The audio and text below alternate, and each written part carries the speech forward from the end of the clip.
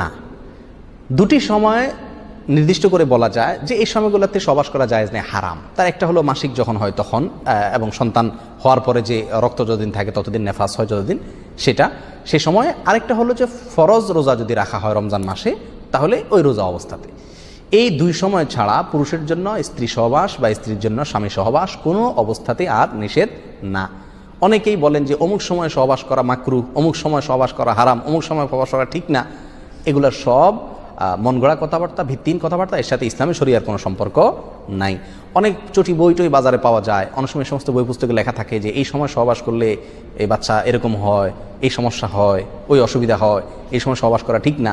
এগুলো সবগুলা ভুয়া এবং ভিত্তিহীন কথাবার্তা।